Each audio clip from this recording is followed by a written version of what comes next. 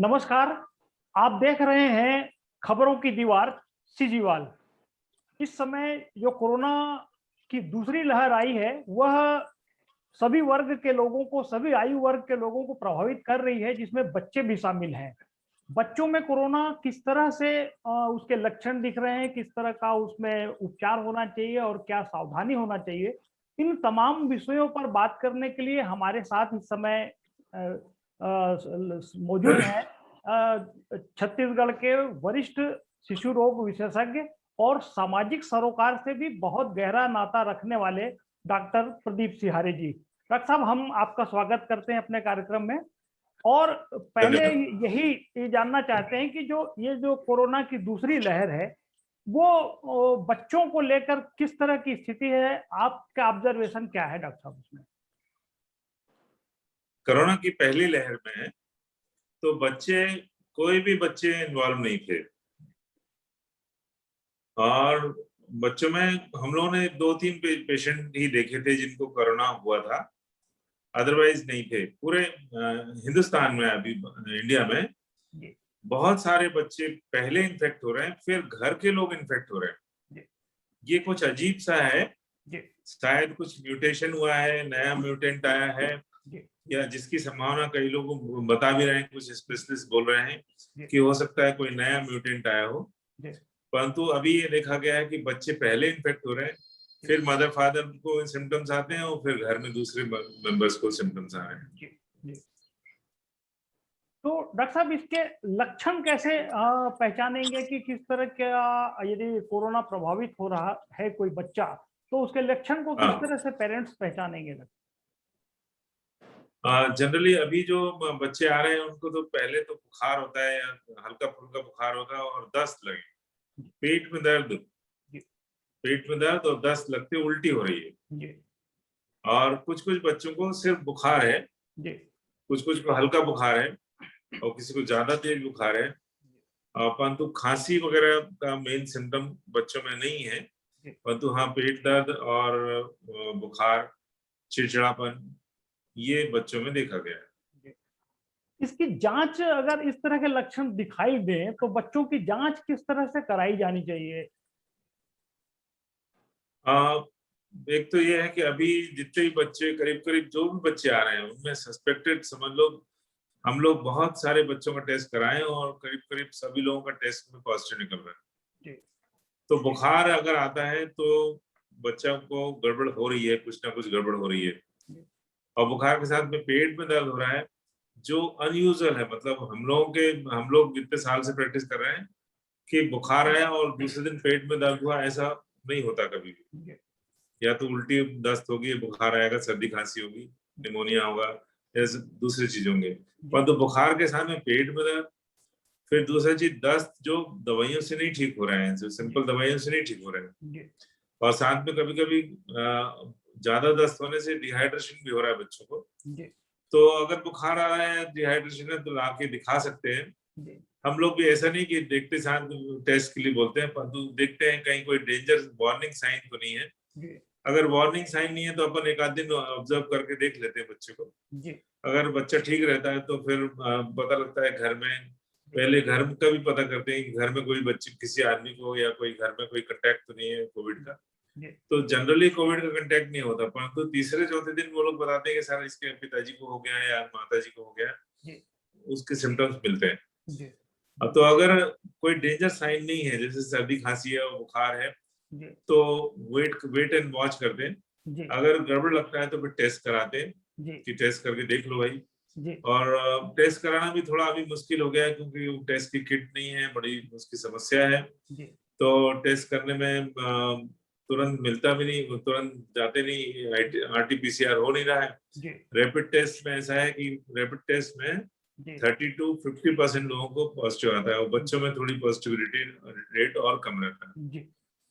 RT-PCR अच्छा test है परंतु अभी अवेलेबल नहीं है। तो अभी हम लोग देख रहे हैं कि रैपिड टेस्ट तो बहुत सारे बच्चों को पॉजिटिव आता है और उनको फिर हम लोग होम आइसोलेशन की सलाह दे रहे हैं। अगर कोई सीरियस बच्चा होता है तो कोविड हॉस्पिटल में भेजने की सलाह देते हैं। और अगर सस्पेक्टेड है परंतु ज्यादा तकलीफ नहीं है जी तो कभी कभी हम लोग एडमिट करके ट्रीटमेंट भी दे रहे हैं, दूसरे दिन उसका टेस्ट कराते हैं, अगर नेगेटिव आता है तो फिर हम लोग पूरा ट्रीटमेंट कर देते हैं। जी जी। डॉक्टर साहब, अपने आसपास से एक कुछ शिकायतें, कुछ प्रकरण, मामले इस तरह के भी दिखे हैं कि घर में टेस्ट कराया है तो जो माँ बाप हैं और परिवार के किसी को भी कोरोना पॉजिटिव नहीं आ रहा है, लेकिन छोटा बच्चा जो साल भर 1.5 साल का है उसको पॉजिटिव उसकी रिपोर्ट आ रही है एंटीजन की। तो ऐसी स्थिति में फिर उसके ट्रीटमेंट को लेके या उसे किस तरह से डायग्नोस करना चाहिए या आगे क्या करना चाहिए उसमें? देखिए क्या है कि कोरोना जो एंटीजन टेस्ट है वो तो समझ लो करीब करीब 30 to 40% लोग, मतलब जैसे 100 लोगों को है कोरोना, प्रूवन कोरोना है, जी तो उनमें से 30-40 लोगों को ही पॉजिटिव आता है रैपिड टेस्ट। जी परंतु रैपिड टेस्ट पॉजिटिव आया मतलब ये कि कंफर्म मानिए कि कोरोना है। जी जी 7वें-8वें दिन जी आरटीपीसीआर करने से कभी कभी फॉल्स टेस्ट आ सकता है, जी परंतु ये फॉल्स पॉजिटिव नहीं आता रैपिड टेस्ट। जी रैपिड टेस्ट पॉजिटिव है मतलब पॉजिटिव है। जी जी जी। तो डॉक्टर साहब, आरटीपीसीआर कभी कभी फॉल्स पॉजिटिव आ सकता है, परंतु नेगेटिव ये रैपिड टेस्ट तो आ सकता है। जी तो अगर छोटा बच्चा जैसे आपने बताया कि उसको पॉजिटिव आया है, जी तो मान के चलिए कि बच्चे को तो 100% है ही। जी आजू बाजू में जो लोग हैं जिनको सिम्टम्स हैं, जिनको जी जिनको लक्षण है, जी उनको संभल के रहना चाहिए कि उनको है कोविड जी है, जी होना चाहिए, क्योंकि बच्चा बच्चा इंडेक्स केस है। बच्चा कोई बाजार में घूमने नहीं गया जी था, जी जी वो तो घर में ही था, घर से ही हुआ है कहीं ना जी कहीं, है ना। जी जी और फिर वो बच्चा सबकी गोद में जा रहा, तो अगर नहीं भी था पहले तो जी अभी हो गया होगा पॉजिटिव। जी जी जी। डॉक्टर साहब, जब से ये कोविड का दौर चला है पिछले साल से, तो एक ट्रीटमेंट का प्रोटोकॉल सभी अलग अलग तरीके से फॉलो कर रहे हैं और समय के हिसाब से उसमें परिवर्तन भी हो रहा है। बच्चों को लेके किस तरह के प्रोटोकॉल का अभी अपने पास उपलब्ध है और क्या कर रहे हैं हम इसमें? हाँ, बच्चों के प्रोटोकॉल वैसे वैसे तो ये जो आपने बोली कि रोज, हाँ, ये इवॉल्विंग ट्रीटमेंट है। जी डिजीज नहीं है तो उसके बारे में रोज रोज नई नई जानकारियां मिलती हैं, जी रिसर्च हो रही है, नया नया ट्रीटमेंट का वो मिलता है। पुराने ट्रीटमेंट को फेल कर रहे हैं, नहीं ये काम नहीं कर रहा है। जैसे बहुत सारी दवाइयां ये प्रूव हो गया है कि जैसे आइवरमेक्टिन है, जी एजिथ्रोमाइसिन है, जी डॉक्सीसाइक्लिन है, ये पता लग गया इनका कोई रोल नहीं है, जी ना प्रिवेंशन में ना ट्रीटमेंट में, तो जी उनको तो देना नहीं है। जी बच्चों में भी यही, अभी बच्चों में अपने जो ऑल इंडिया इंस्टीट्यूट है उसने एक गाइडलाइन बनाई है बच्चों के जी कोविड के लिए। जी तो बच्चों में कोविड के लिए जो गाइडलाइन बनाई है उसमें तो उन्होंने बस यही बताया कि भाई कि सिर्फ पैरासिटामॉल दीजिए। जी अगर बच्चा माइल्ड डिजीज में है, माइल्ड डिजीज मतलब कि सिर्फ सर्दी खांसी और बुखार और लूज मोशन वगैरह हो रहा है, जी हल्का बुखार है, ज्यादा बुखार भी नहीं है, जी तो सिर्फ पैरासिटामॉल दीजिए। अगर बुखार आ भी रहा है, जैसे थोड़ा बहुत 103 104 बुखार किसी दिन आ गया, जी तो पैरासिटामॉल ही दीजिए, कोई एंटीबायोटिक की जरूरत नहीं है, जी कोई अभी प्रेडनिसोलोन वगैरह स्टेरॉइड की जरूरत नहीं है। जी परंतु अगर मॉडरेट डिजीज है, जैसे कि बच्चे को, उसको, आदमी को सांस लेने में तकलीफ हो रही है, जी वार्निंग साइन जो है, जी सांस लेने में तकलीफ हो रही है, बच्चा सुस्त हो रहा है, जी बच्चा खेल नहीं रहा है, जी चिड़चिड़ा हो रहा है, जी खाना नहीं खा रहा है, जी ये वार्निंग साइन है। जी तो ऐसे वाले अगर ये वार्निंग साइन अगर बच्चे में दिख रहे हैं, जी जिसको बुखार आ रहा है, तो उसे डॉक्टर को तुरंत दिखाना है, क्योंकि अभी उनको सेकंड स्टेज का ट्रीटमेंट चालू करना है। खत्म करना है। तो ऐसे बच्चों में हम लोग कुछ स्टेरॉइड दे रहे हैं जी जो रिकमेंडेड है, जी वो भी बहुत नाप तोल के देना पड़ता है। स्टेरॉइड एक दुधारी तलवार है जी जी कि जिसका उपयोग बहुत संभल के करना पड़ता है। करना पड़ता है। कौन से दिन देना है, पहले 7 दिन नहीं देना है, जी 6वें 7वें दिन जब सिम्टम्स आना शुरू हुए तब देना है। जी कब सीटी स्कैन कराना है उसका भी निर्धारित है कि भाई 5वें 6वें दिन के बाद ही जी सीटी स्कैन करना है, पहले से दिन सीटी स्कैन नहीं करना है। जी तो इनको और पल्स ऑक्सी नापना है। जैसे ये बच्चे जो जिनको बुखार वुखार ज्यादा है जी और जो सुस्त हो रहे हैं, तो उनको तो या तो एडमिट ही करें जी और पल्स ऑक्सी नापें कि पल्स ऑक्सी कम तो नहीं हो रहा है। छोटे थोड़े बड़े बच्चे जैसे 8-9 साल के बच्चे हैं, जी तो उनमें 6 मिनट वॉक टेस्ट भी करते हैं, जी 6 मिनट पैदल चला के जी फिर चेक करते हैं कि ऑक्सीजन कम तो नहीं हो रही। अगर ऑक्सीजन कम हो रही मतलब ये है कि वो जो ऑक्सीजन नॉर्मल आ रही थी वो एक्चुअली बॉडी उसको कंपेंसेट कर रही थी। जी तो अगर वॉक टेस्ट करा लेंगे तो शरीर को ज्यादा सांस लेनी पड़ेगी और जो कंपेंसेशन कर रहा है तो वो खत्म हो जाएगा, तो पता लग जाएगा कि ऑक्सीजन कम हो रही है। जी जी जी। डॉक्टर साहब, बीमारी कोई भी हो तो सबसे पहले लोग यही जानना चाहते हैं कि अस्पताल कितने समय के भीतर पहुंचना सुरक्षित होता है, या हम कुछ उस स्थिति में कर सकते हैं। तो इस संबंध में क्या सलाह होगी आपकी कि अगर ऐसे कुछ लक्षण दिखें, कोई संभावना आशंका लगती है, तो कितने समय के भीतर उसको अस्पताल पहुंच जाना चाहिए? जैसे कि साधारण सर्दी बुखार और हाथ पैर में दर्द है जी और अभी कोई वार्निंग साइन नहीं है, जो मैंने बताया वार्निंग जी साइन नहीं है, जी ऑक्सीजन मेंटेन है, तो घर में ही रहे। जी और डॉक्टर से किसी भी एक डॉक्टर से जी अपना कंसल्ट करते रहे, जी उसके मार्गदर्शन में ही काम करें, जी जी कोई भी डॉक्टर के साथ। जी जी फिर अगर ऑक्सीजन आप नापते नापते कम हो रही है अगर ऑक्सीजन, जी तो फिर तुरंत भागे। जी सांस लेने में तकलीफ हो रही है, जी बच्चे सुस्त हो रहा है, बच्चा दूध नहीं पी रहा, खाना नहीं खा रहा, खेल नहीं रहा है, जी तो फिर ये गड़बड़ है, लॉन्ग गड़बड़ है। ज्यादा दस्त हो रहे हैं, डिहाइड्रेशन हो रहा है, जी पेट में बहुत ज्यादा दर्द हो रहा है, जी तो ऐसी स्थिति में भागें और तुरंत डॉक्टर से मिले। जी और हो सकता है भर्ती करना पड़े, जी डॉक्टर देखेंगे कि भर्ती करने की जरूरत है कि नहीं, तभी भर्ती करेंगे, ऐसे जबरन भर्ती नहीं करेंगे। जी जी जी। डॉक्टर साहब, आप तो बहुत अनुभवी हैं, और कोरोना को लेकर एक बात बार बार कही जाती है कि सावधानी ही और से बचाव ही इसका एक उपाय है, अपने आप को बचाए रखना। तो बच्चों के मामले में पेरेंट्स भी ये जानना चाहेंगे कि उनको किस तरह की सावधानियां रखनी चाहिए जिससे बच्चे को कोरोना जैसी बीमारी से बचाया जा सके। देखिए क्या है कि बच्चे लोग वो बोलते हैं कहीं नहीं जा रहे हैं, कहीं नहीं जा रहे हैं, वो तो घर पे ही रहते हैं, जी परंतु घर में जैसे बाहर घूमने चले गए कहीं पे भी जरा सा, जी तो वो लोग यूजली मास्क नहीं पहनते और हाथ का हाइजीन का बारे में ध्यान नहीं रहता।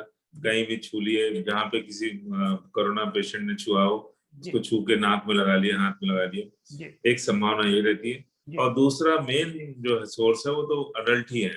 जी हो सकता है अडल्ट में सिम्टम्स आने में देरी हो रही है, 2-3 दिन एक्स्ट्रा लग रहा है, जी परंतु सोर्स तो करीब करीब वही रहते हैं कि वो लोग बाजार बाजार गए, कहीं इधर उधर गए, सावधानी नहीं रखी और लेके आए, तो बच्चों को पहले हो गया जी और सबको साथ में हुआ, परंतु बच्चे को जी पहले लक्षण आ गए, पर दूसरे तीसरे दिन अडल्ट को लक्षण आ जी गए। एक सावधानी और रखना चाहिए कि जैसे बोलते हैं लोग बाग कि सर ये बच्चे को आ गया है, मदर फादर को आ गया है जी पॉजिटिव, जी और बच्चे को हम लोगों ने दादा दादी के पास रख दिया है, जी तो वो थोड़ी गड़बड़ है वहां जी जी कि मदर फादर को अगर पॉजिटिव आया है, जी तो पॉजिटिव जिस दिन बुखार आता है जी वो पहला दिन मान लीजिए, जी उसके -2 दिन पहले से वो कीटाणु वायरस को स्प्रेड करने में सक्षम रहते हैं। जी बुखार मतलब लक्षण आने के पहले ही, जी कम से कम 24-48 घंटे पहले ही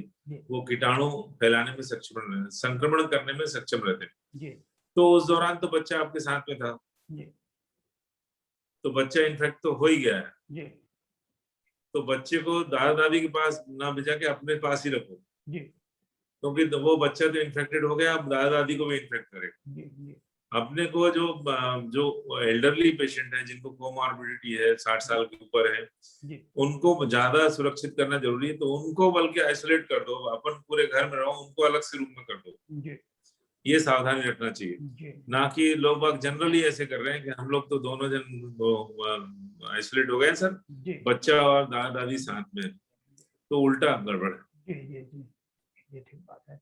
डॉक्टर साहब, आपने कोरोना जैसी भयंकर महामारी से बच्चों के बचाव, लक्षण और सारी जो जो प्रश्न हो सकते हैं लोगों के, आम लोगों के दिमाग में, उनके समाधान प्रस्तुत करने का पूरा स्पष्ट किया आपने अपने अनुभव के आधार पर। हम समझते हैं कि हमारे दर्शकों को इस संबंध में पूरी जानकारी मिल गई होगी। फिर भी यदि कोई प्रश्न हो तो हमारा अनुरोध है कि वे हमारे इस कमेंट बॉक्स में लिखकर हमें भेज सकते हैं। हम डॉक्टर साहब से फिर इस बारे में बात कर जानकारी ले सकेंगे। एक जी, और बताइए। जी एक चीज और मैं ध्यान से जी बताना चाहता हूँ जी कि कोरोना बच्चों में माइल्ड, जी मॉडरेट और जी सीवियर, जी सीवियर मतलब ज्यादा निमोनिया हो जाएगा, उसका ऑक्सीजन की जरूरत पड़ेगी, जी वेंटिलेटर लगाना पड़ेगा ये, जी परंतु इसके ऊपर भी बच्चों में एक और उससे भी ज्यादा परेशानी है, जी वो है मल्टी सिस्टम इन्फ्लेमेटरी डिजीज। जी मल्टी सिस्टम इन्फिल्ट्री सिंड्रोम, जी जो ये है कि भाई कि उनका पूरा मतलब अगर कुछ बच्चों, बहुत कम बच्चे ऐसे रहते हैं जिनका बिगड़ता है, वो एक आध हजार में एक आध पेशेंट का, जी परंतु वो पूरा सिस्टम खराब कर रहे हैं। जी मतलब राइट फ्रॉम ब्रेन से लेके लंग्स, हार्ट और लिवर, किडनी वगैरह सारे सिस्टम फेल हो जाते हैं। जी तो उन इसके लिए पहचान के लिए अगर बुखार आते समय, बुखार के साथ में अगर आंखें लाल हो रही हैं, शरीर में दाने आ रहे हैं, जी तो ये गंभीर कोविड की पहचान है। जी ये बच्चों में होता, बड़ों में नहीं है। नहीं, अच्छा है। तो बच्चों में एक अलग तरह का कोविड है जो जिसमें जी आंख लाल होना और शरीर में दाने आना। अगर शरीर में दाने और आंख लाल, बच्चे चिड़चिड़ा, ज्यादा जी बुखार है, जी तुरंत अच्छे डॉक्टर को दिखाएं, जी जी जी क्योंकि ये सिंपल नहीं है, जी जी सीरियस प्रॉब्लम। जी जी जी इसका ट्रीटमेंट भी अलग होता है। जी हाँ, बिल्कुल ठीक है। डॉक्टर साहब, आपने विस्तार से सारी बातें कही और अपने व्यस्त समय में से हमारे लिए समय निकाला, इसके लिए आपका बहुत बहुत आभार। और हम दर्शकों से चलते चलते यह बात भी कहना चाहेंगे कि अगर हम आपको हमारी यह कोशिश अच्छी लगे तो हमारे चैनल को कृपया सब्सक्राइब कीजिए और लोगों के बीच भी इसे शेयर कीजिए, जिससे अधिक से अधिक लोगों तक इस तरह की जानकारी पहुंच सके। डॉक्टर साहब, आपका पुनः आभार और दर्शकों का भी पुनः बहुत बहुत आभार। नमस्कार। नमस्कार।